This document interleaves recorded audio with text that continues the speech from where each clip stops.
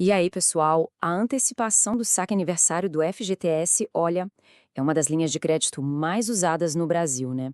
Só que fiquem ligados, as regras do jogo vão mudar e é a partir de 1º de novembro de 2025. Bora entender direitinho o que muda e o que é preciso saber para não ser pego de surpresa. Então, se você já usou essa grana ou estava aí pensando em usar, agora é a hora de prestar muita, mas muita atenção. É que as condições para pegar esse crédito, bom, elas foram praticamente todas redesenhadas. É o seguinte, o Conselho Curador do FGTS bateu o martelo e aprovou um pacotão de regras novas. E o nosso objetivo aqui é bem simples, é destrinchar tudo isso, deixar bem claro para ninguém ficar com dúvida ou ser pego desprevenido. Então, vamos lá, mergulhar nisso. O nosso roteiro é esse aqui, ó. A gente vai falar da mudança anunciada, do porquê das regras mudarem, fazer aquele antes e depois que todo mundo gosta, explicar o período de transição e, claro, o que mais interessa, o impacto disso no bolso. Para começar, a primeira coisa que a gente precisa saber é que o Conselho Curador do FGTS, que é aquele grupo que junta governo, trabalhadores e patrões, aprovou e foi por unanimidade, viu? Novos limites para essa antecipação do saque aniversário. Beleza, mas fica a pergunta, por que mexer em time que tá ganhando, né? Por que mudar uma coisa que é tão popular? Bom, o objetivo que o governo declarou tem duas frentes. Primeiro, proteger o próprio fundo de garantia e, segundo, proteger o próprio trabalhador de acabar se endividando demais.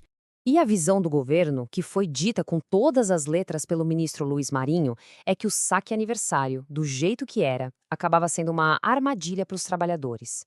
A grande preocupação era a seguinte: a pessoa era demitida e cadê o dinheiro?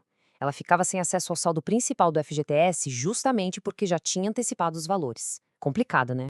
E, gente, a escala disso tudo é uma coisa de louco. Dá uma olhada nesse número: 236 bilhões de reais. Foi isso que as operações de antecipação do FGTS movimentaram entre 2020 e 2025.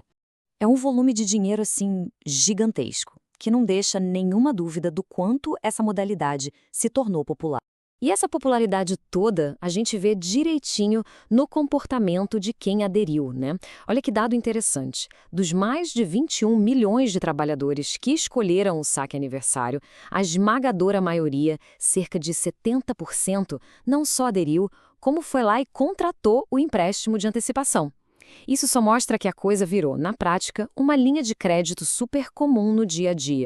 Muito bem, agora a gente chega no coração da coisa, o famoso antes e depois. É aqui que as mudanças vão ficar bem nítidas para todo mundo entender. Então, vamos lá, ponto por ponto. Primeiro, a carência. Antes não tinha isso. Era possível aderir e já antecipar. Agora, tem que esperar 90 dias.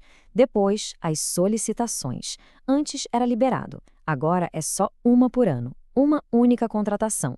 E talvez a maior mudança de todas esteja aqui, no valor. Antes era o valor integral. Agora, cada parcela tem um mínimo de 100 e um máximo de R$ 500. Mudou bastante. E só para não ficar nenhuma dúvida sobre essa tal de carência de 90 dias, funciona assim, ó. A pessoa vai lá no aplicativo do FGTS, escolhe a modalidade saque aniversário e, a partir daí, o cronômetro começa a contar. São 3 meses de espera.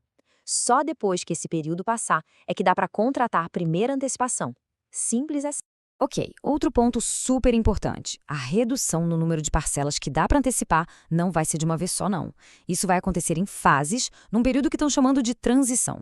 E essa linha do tempo aqui deixa tudo bem claro. Até outubro de 2025, a gente tinha uma média de 8 parcelas que podiam ser antecipadas. Aí, no primeiro ano da regra nova, de novembro de 2025 a outubro de 2026, esse número cai, vai dar para antecipar até 5 parcelas. E depois disso, a partir de novembro de 2026, o limite se fixa em até 3 parcelas por ano. É uma redução progressiva. Tá. E na prática, o que isso quer dizer em dinheiro? É uma conta simples. Com aquele teto de R$ 500 por parcela e o limite de 5 parcelas no primeiro ano, o valor máximo total que vai dar para antecipar de uma vez só é de R$ 2.500.